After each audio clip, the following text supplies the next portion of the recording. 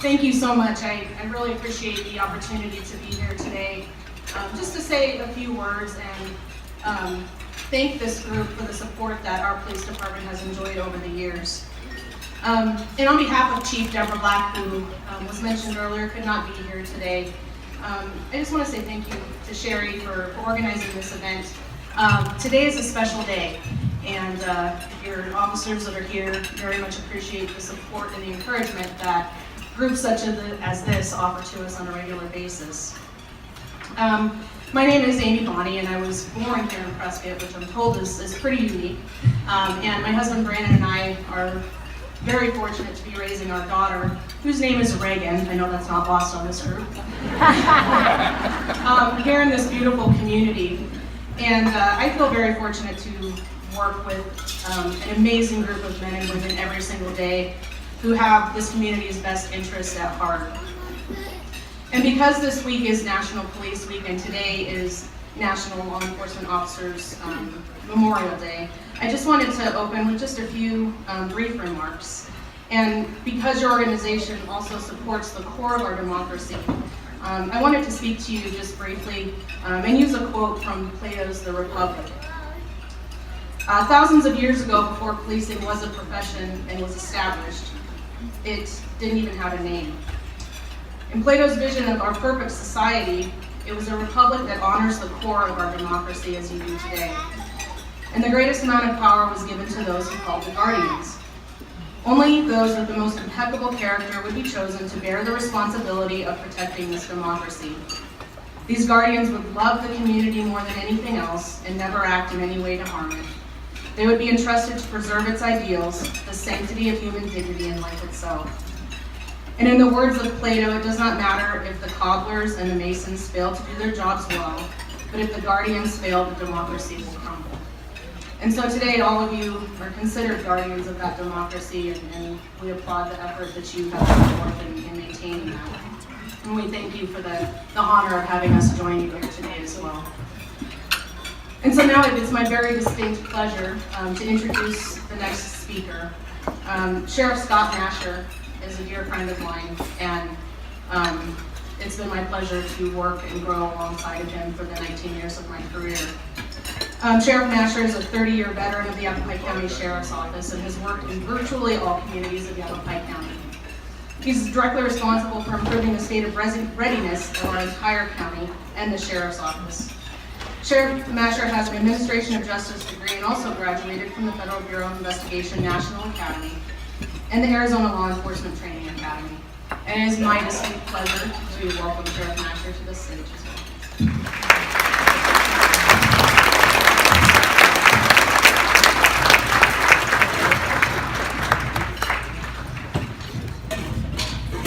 Thank you, Amy. It really has been an honor to work with Amy. As she said, 19, 20 years. We grew up in the business. We pretty much spent our whole adult lives, as many of the officers here have, in law enforcement in Yavapai County. And Amy does a tremendous job here locally with the police department. We work very, very well together. Thank you so much for the introduction. Before I go any further, all the young ladies that were just up here getting scholarships, if you're looking for a job, I do have some openings and would certainly love to sit down and talk to you. We're always recruiting in this business, and you know, it's a tough job, and I really want to thank the Republican Women of Prescott for supporting your local law enforcement. And I heard that it's the largest Republican women group in the nation. Is that what I heard? Yes. I mean, Cosmos, look at this. This is huge. Thank you all so much for supporting local law enforcement. It's, as I said, it really is difficult this day and age. If you look across the country at what law enforcement is dealing with, just as first responders. You know, we're at war. We're at war across the nation with groups that are getting into this country, and it's something that local law enforcement are the first responders to all this. and various groups and things are not our friends, but it's great to be here today to see such a large group. Law enforcement has changed over the years. It's changed considerably, and if it's okay, I'd like to tell you a quick story. I was told I had a little bit of extra time. We're starting early, so I think you all know technology. It's coming out, just constantly changing, lots of things happening in our technology. We drive around in our patrol cars now with computers in our cars. We have smartphones where we're swiping credit cards on smartphones. We're doing all these things. And the other day, George, I'm headed through one of the small communities in Yavapai County, and up on the computer screen pops up a 911 call for service. And I want you to imagine this in your mind, kind of like I did. And it's a 911 call of a lady in her kitchen with a broom chasing a moose around the kitchen. I'm telling you, this is a true story. So I'm going down the road and I'm thinking, a lady chasing a moose around the kitchen table in the kitchen.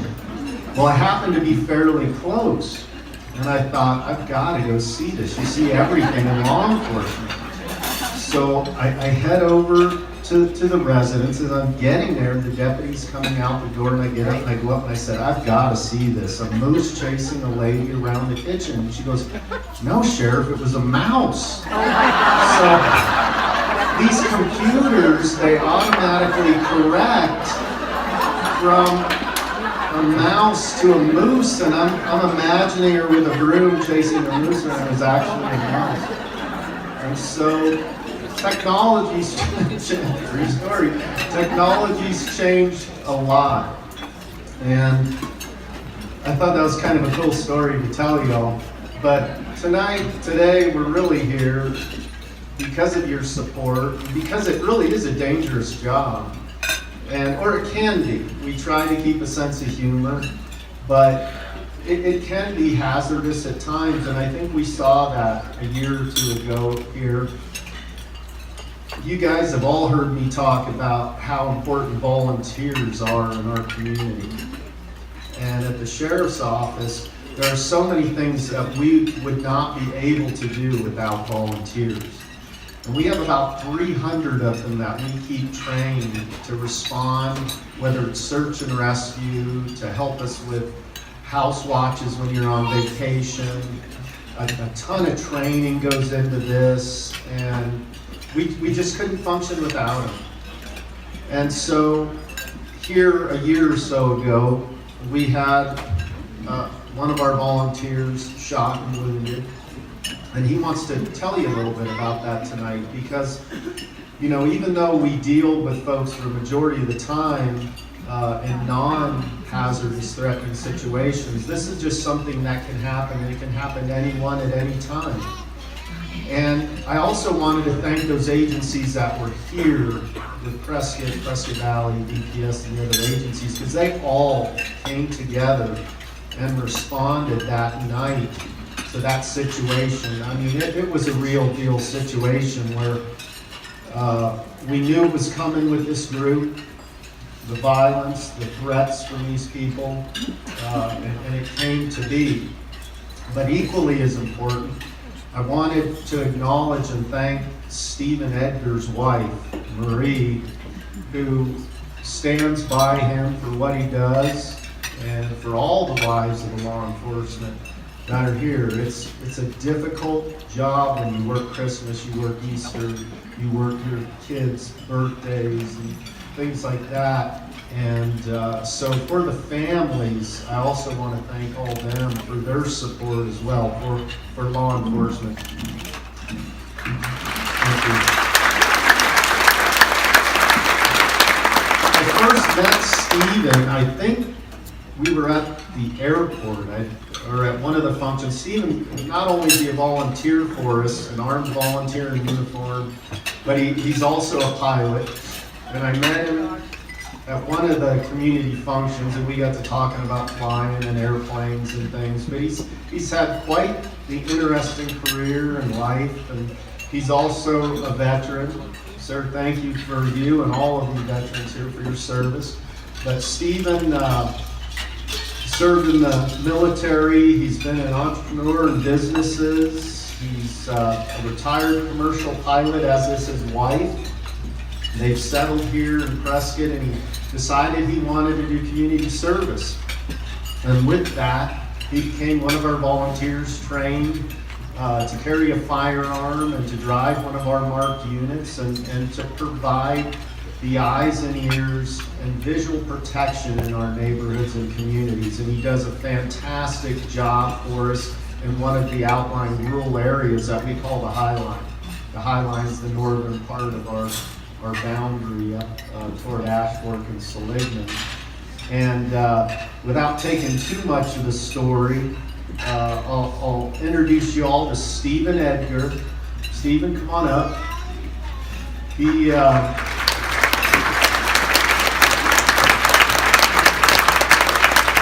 talk about community service and for all he does in our community, and even after all this, he's still here in uniform, working for us, providing the service. Stephen, God bless you, and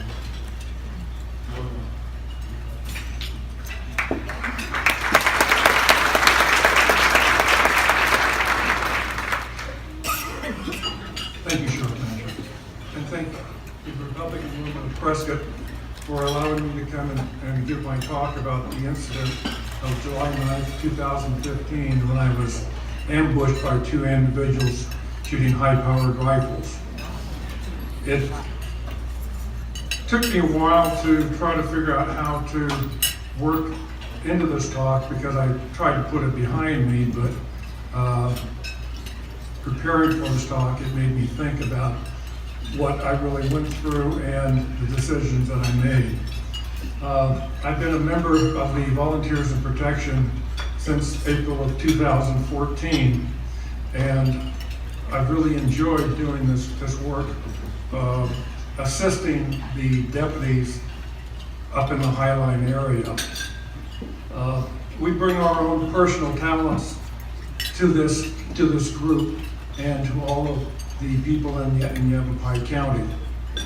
The VIPs provide a valuable assistance, like I said, to the patrol deputies by transporting prisoners, assisting stranded drivers, providing other backup on calls, providing traffic control on accidents, and a multitude of other law enforcement activities.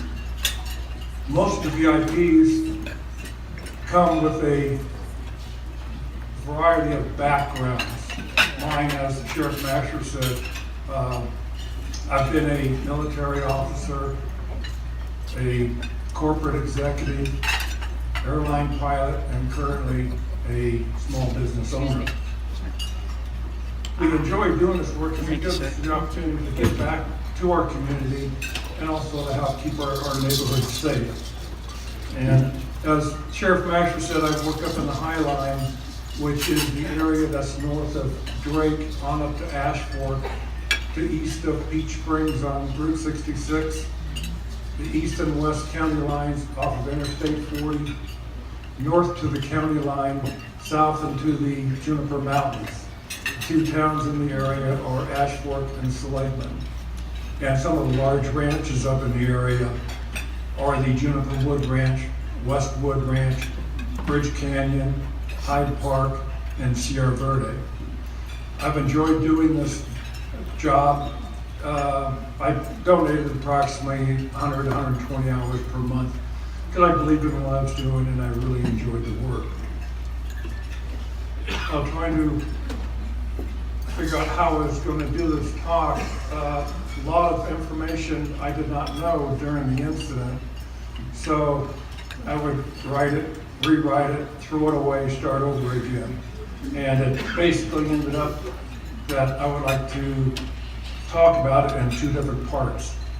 The first one is my view as what was going on during the incident, and then follow up with information that I found out afterwards, which basically confirmed that I had made the right decisions and actions during this incident.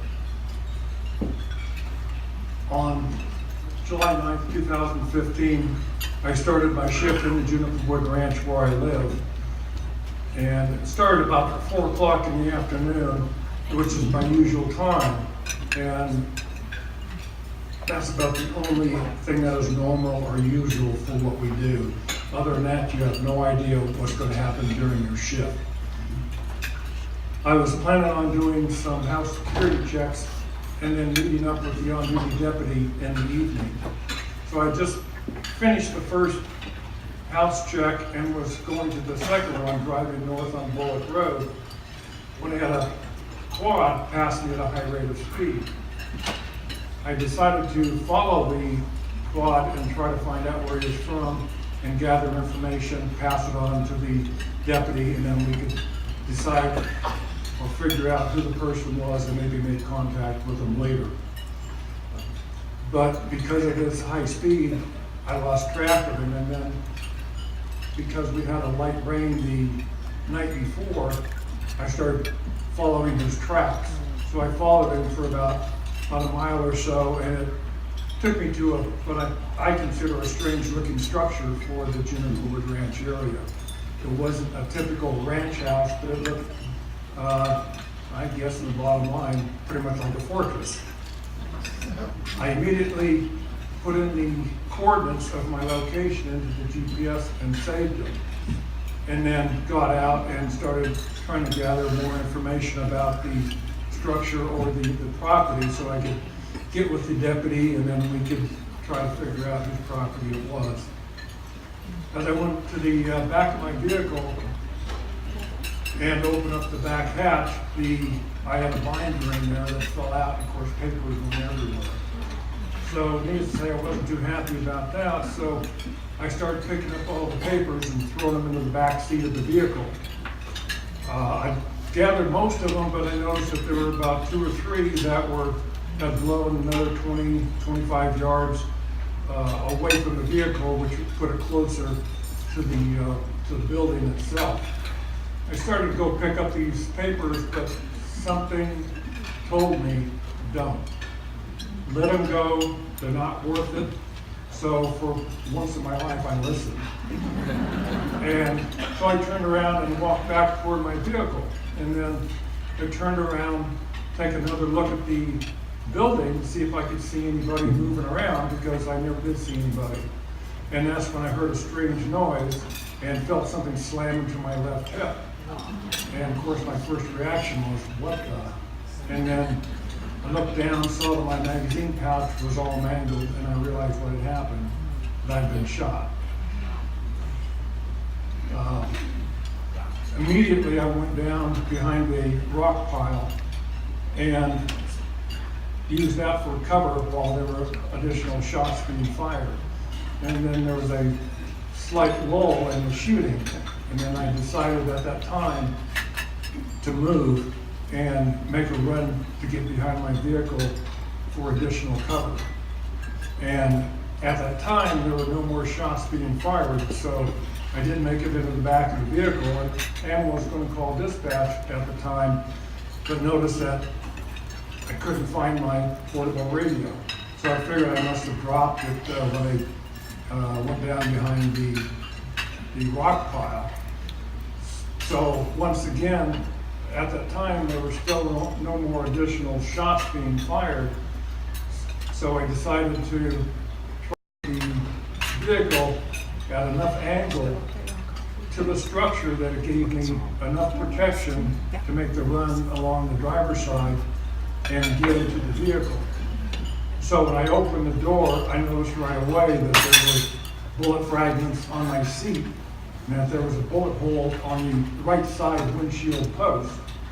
And so I figured I'd better get in there and get out real fast.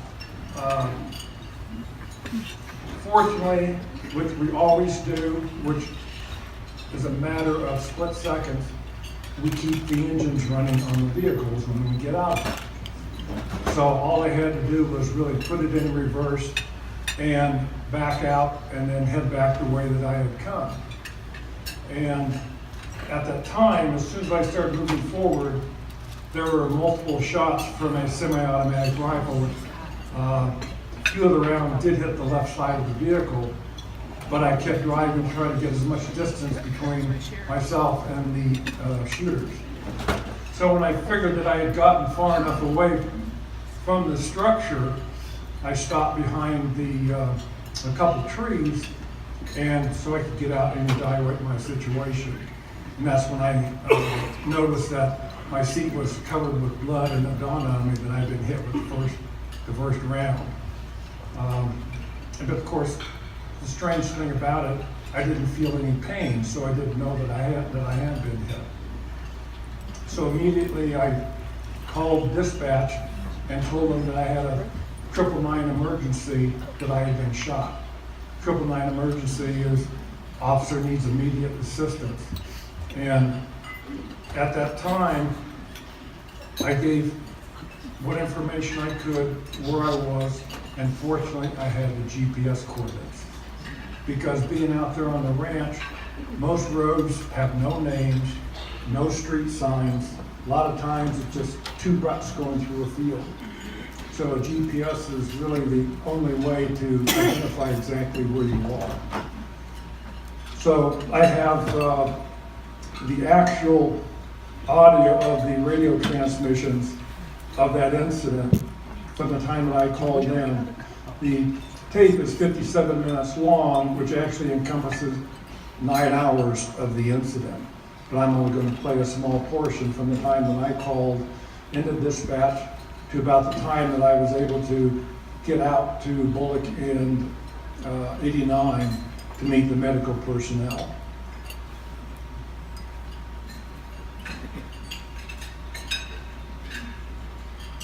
One other thing, that my call sign is Nora 934. Sheriff Mashers is Yavapai 01. Deputy Crawford is Nora 30. Deputy Crawford is the deputy that I was planning on meeting up with that night. And you'll also hear 5 beep tones. This alerts anybody on frequency that an emergency is in progress, and that pertinent information will follow. And also you will hear the term code red. This is the emergency notification system of the Yavapai County Sheriff, which is basically a reverse 911 call, which notifies residents in the area that an emergency is in progress, and will give them instructions as to what to do. So I would recommend that anybody that has not signed up for Code Red to please do so. It is vitally important. You can go to the Yavapai County Sheriff's Office website and sign up at that location.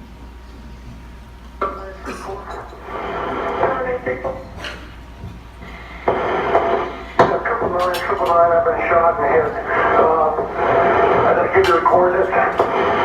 934 go.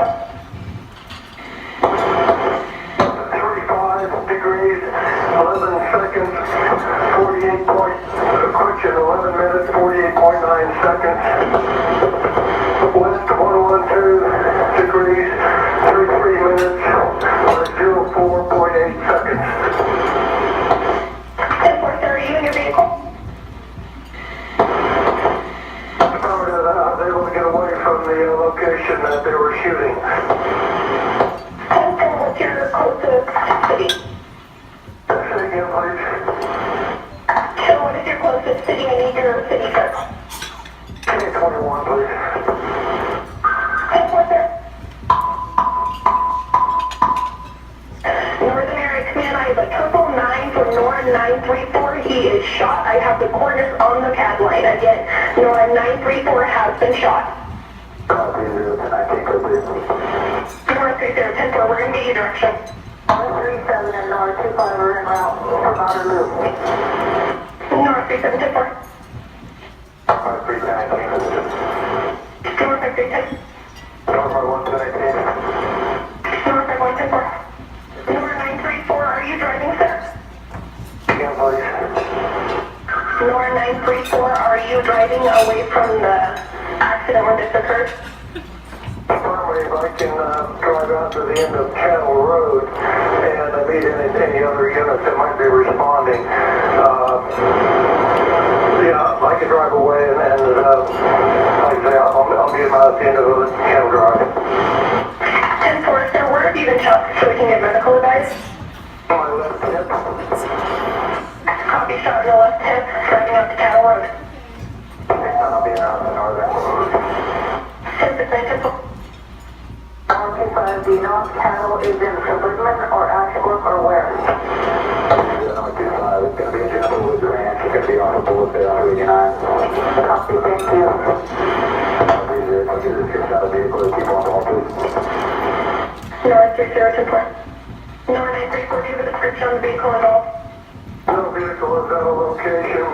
The coordinates I gave you should be at the front gate to the location. North 934, 10-4. North 4. North 3. Also being around. We dispatched our code red and notified the supervisor yet. North 3, that's a negative. We're short staffed in here, so we're working on it. I tried to call North 17. I got voicemail. We're going to get into it because I can't plug this GPS coordinate in right now. 89. North 3010-4, take 89 to Bullock Road, turn left. Oh, geez, that's I was just trying to do a specific location. 10-4. 4934, go. Take Bullock Road south, head west on Cattle Drive, stay on Cattle Drive when it splits from Cook's Trail and go all the way to the end of Cattle Drive. 4924, I copy your directions, that is call. 0125 for information, one of the Charles units is going to notify Lieutenant Barbara. North 510-4, North Illinois.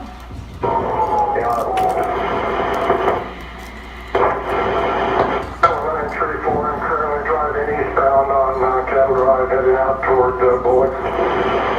0934, copy, heading eastbound Cattle Drive, heading out towards Bullock. 0934, can we confirm that you are not being followed by the suspect?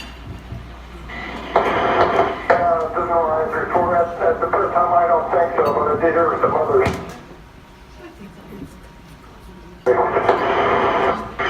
Copy, thank you. 25. North 2. Are you able to get those coordinates to get a parcel number maybe? North 25, 10-4, we're working on it. That's working for me. 501 on 10A, I'm headed up toward Island. Yeah, 501, 10-4. On 17. North 17, go. 37 just notified me of the information. Do I need to be 1019? That's perfect, sir. Number 17, 10-4. Number 30, North 37, what's your point? North 30, about a mile and a half to Apple Road. 10-4, just advised, C5 and I are just coming through Holden now. Just lovely, let's see, 934 right now, I'll be on. JF 501, give me a call when you can. North 30, North 37. Hey, get 934 to Bullock Road so we can get into medical ASAP. Do this simple visit now. Copy, North 30, business, that was North 934 getting to Bullock Road. Medical to 45 at Bullock Road and 89.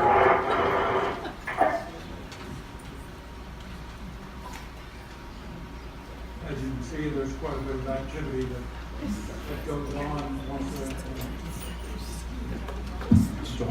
I think, okay. As you can see, there's quite a bit of activity that takes place once the 999 call comes in. To me, it sounded like the whole county exploded, but I only could hear some of the few initial calls, and after that, I was out of the car with the medical personnel. As I was driving out, it was 7.5 miles of rough dirt road in order to get out to 89. So I took the time to give my wife a call to let her know that what had happened. And of course, I tried to be as calm as I could, pretty much nonchalant, to not get her upset. So It was a little after 6 p.m., so I asked her if she had fed the horses yet. And of course she came back and said, no, not yet. So I said, well, give me a call when you get it done. And then, of course, typically a woman's intuition kicks in. That she proceeded to ask me what's wrong. And at that time, I knew I had to tell her that I'd been shot and was heading out for the medical personnel. And shortly after that, then I got a call from NORA 30 that medical personnel would be waiting for me at 89 and Bullock. So I proceeded on out to that location. The Juniper Wood Fire Department EMTs were the first responders and took care of me initially to pretty much get me prepared to go to the hospital. And of course, I was asked if I wanted to go by helicopter. And as most fixed-wing pilots know, we don't fly in helicopters. So I was transported to Flagstaff by ambulance. And I tried to remain pretty light on the situation, talking with the paramedics, basically letting them know that I was feeling okay. And I was in surgery that night, and then I had a follow-up surgery the next week. And recovery time was approximately 2 months, with going to therapy 2 to 3 times a week until I was released by the doctor to go back on duty. After I left the location and was being transported to Flagstaff, the law enforcement proceeded to lock down Juniper Wood Ranch, which is not an easy feat. It used to be a 110,000 acre cattle ranch. And so they needed to try to restrict anybody going in or going out of the location until the suspects were captured. And fortunately, that night, approximately, I guess it was around midnight, 3 SWAT teams were able to apprehend these suspects. One of the SWAT teams was from the Yavapai County Sheriff's Office, one was from Prescott Valley Police Department, and the other was from Prescott Police Department. There were the agencies involved in this incident, with, I think Sheriff Masher mentioned pretty much all of them, but I'll repeat it again, with the Yavapai County Sheriff's Office, I think it was Coconino Sheriff's Office, Prescott Valley PD, Prescott PD, and Department of Public Safety. And there were more than 100 personnel involved in this operation. And fortunately, DPS provided their helicopter, which provided the surveillance, especially at night, to keep an eye on what was going on at the location. Now, to summarize and kind of fill in with information that I found out afterwards, that the decisions that I made and the actions that I took were the only ones that I could have made that allowed me to survive. I was ambushed by 2 individuals firing high-powered rifles from concealed positions. They were shooting from 180 to 225 yards away. And one was firing from a screened-in porch, and he was actually firing through the screen. And that's why I mentioned that I heard a strange sound, and then I felt getting slammed in the hip, because he was firing from inside a room, fired directly through the screen, so it wasn't a normal sound that you would hear from any firearm. There were approximately 23 rounds that were fired at me. 3 of them were a 7.62 armored piercing rounds. Also from a 223, which is basically your AR-15 caliber, and from a 50 BMG. If you're not familiar with the 50 BMG, it's kind of like the mother of all bombs for small firearms. BMG doesn't quite stand for Big Mother Gun. It's one of the largest calibers of this small firearm. The 7.62 armor piercing round is the one that hit me, and at least 6 of the other rounds hit the left side of my vehicle as I was trying to get away. The first armor piercing round hit my magazine pouch, which I carry on my front left hip, and it went through the spare magazines, through me, and then hit my vehicle behind me. Wow. It also caused 2 of my rounds to explode, which ended up embedding themselves into my hip. The fragments embedded into my underside of my left wrist, and it also burned the inside of the wrist because of the hot gases from the rounds going off. And I also found out later, because I had mentioned when I was talking with the investigator during the interview, I said, well, good thing it didn't hit my pepper spray because it's right behind it. He said, it did. Fortunately, there was enough wind that dissipated the gas, so I never knew that it had gone off. And fortunately, the spare magazine deflected the round just enough so it did hit me in the pelvic area, which would have prevented me from being able to get away. When I found out also the lull in between some of those rounds that gave me the time to get away from the rock pile to get behind my vehicle was that the weapons malfunctioned for both shooters. And that lull was when they were transitioning to their secondary weapons, which was the .223 and the 50 BMG. Some of the factors that I consider that helped me to survive, or what I would call subconscious actions, was number one was location of the vehicle. It was at just enough angle that afforded me protection to where I could get into the driver's seat and be able to back out and pull away from the location. And of course also keeping the engine running, because that may have mattered split seconds that could have made all the difference in the world. Immediately putting the GPS coordinates into my GPS and saving them. Otherwise, I could not have told anybody where I was. Because of being in those rural areas, like I say, there are no street signs, or very few roads are named, and it's some places you don't even have roads. I think the most important thing that really kept me alive was listening to those voices in my head. That without listening to them, I would have been another 20 yards closer to the shooters with absolutely no cover. That rock pile was the only cover besides my vehicle within hundreds of yards. So when I was shot, I was standing right next to it.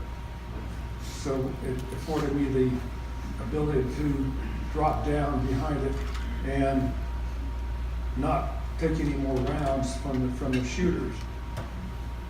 It was a small rock pile, and at first I thought it was a sand pile, but then I was told no, it was a rock pile. So that wasn't quite as important, as long as I had to cover whatever was needed to protect me from those rounds.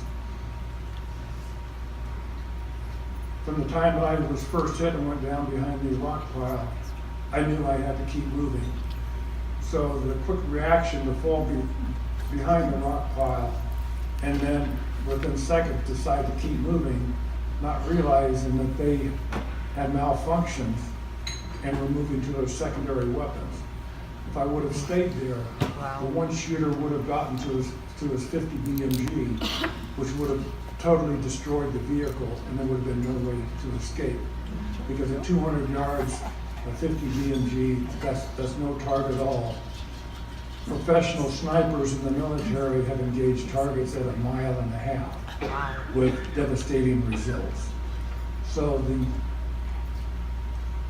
thought to move and keep moving is one of the major things. I think I caught the shooters by surprise, because I'd heard that they thought that they'd seriously wounded me because they said I buckled when I got hit by the round. It's like, no, I didn't buckle, I dove for cover. Exactly. And then I think it surprised them to realize all of a sudden I was moving.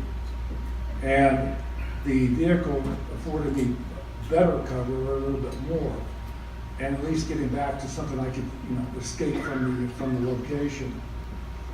And hopefully by listening to the tape that I was able to communicate in a calm manner. I know I've heard some other officers say that they didn't believe that it was actually a 999 emergency because I was so calm. But that comes from training. And being an airline pilot is something that we had learned. We trained over and over again on emergencies that you don't think about what you have to do. You automatically do it. And one of the main things I think that made a difference also was, I'm not a super person, but not feeling any pain. I don't know if that also kept me moving, because if I would have known that I was hurting, I might not have been able to come up with the decisions that I did in order to keep moving, because that's going to affect how you're thinking. As a pilot, there are 3 important procedures to perform in an emergency, called aviate, navigate, communicate. And those same principles applied to this same incident, because you can relate so much to what you had to do and what you had to do to get out of there.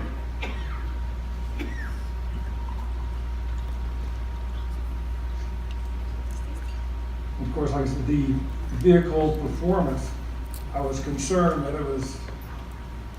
since it was facing the building, that they might have put a couple of rounds into the engine. And so I was watching the engine instruments for the first quarter mile. Everything looked okay, but then later I was asked if I knew I had 2 flat tires. And I had no idea, didn't feel like it. But that gave the investigators something to look at, and they found one of the steel cores from the armor-piercing round and the front tire, and they realized that the back tire had been fully punctured, going in, going out. And so they were able to determine which shooter initially made the first shots at me. Again, the calm, coherent communication, especially trying to give GPS coordinates. It's one thing if you're giving maybe a street sign in a city, but with the GPS coordinates, it takes a little bit more to try to get the dispatcher to understand. So I believe that I was able to get them to her the first time through. And then they were able to put that in with taglines. They started looking up the GPS coordinates in correlation to the parcel number, and then they were able to determine who the shooters were. And once again, I'll say that the training, whether it's life experiences, because I was 69 years old when it happened, so I had plenty of experiences throughout my life. Military training, airline training, and also training in the sheriff's office. All of it came together at that time, and it gave me the ability to get out of the situation. And I've been telling, whether it's VIPs or deputies now, that when they mention that they have in-service coming up, don't look at it as an inconvenience, something of drudgery, but take your training seriously. That train like your life depends on it, because it does. And also, I've been told by many people how lucky I was. I don't consider that I was lucky, but I do attribute my survival to God, who was watching over me and gave me the strength, wisdom, and courage to face and overcome this deadly challenge. In closing,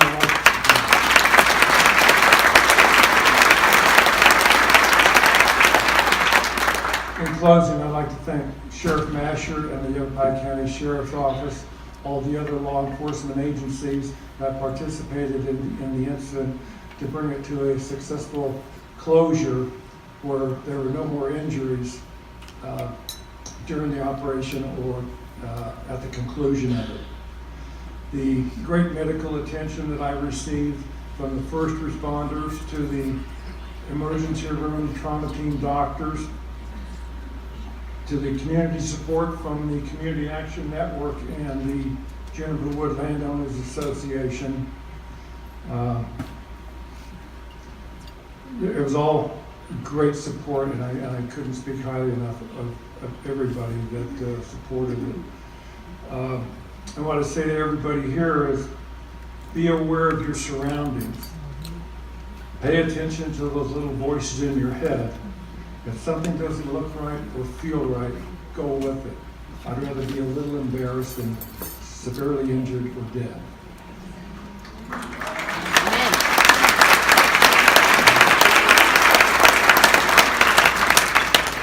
And also to pretty much everybody here, except for law enforcement, they already know this, but know how to defend yourself. Take proper instruction and training, and then practice, practice, and practice. And most important, don't ever give up, because quitting is not an option. The trial for the first shooter ended April 14th, and his sentencing will be taking place today at 3 o'clock at the Prescott Courthouse.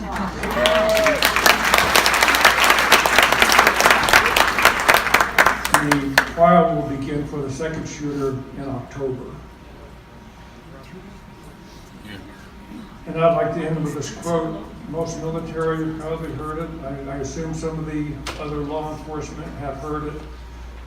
It's stuck with me for 47 years and never thought it would apply to me. But now it rings true. It's by a French philosopher. As you have never died, correction, you have never lived till you've almost died. For those who have fought for it, life has a flavor, protected shall never know. Thank you.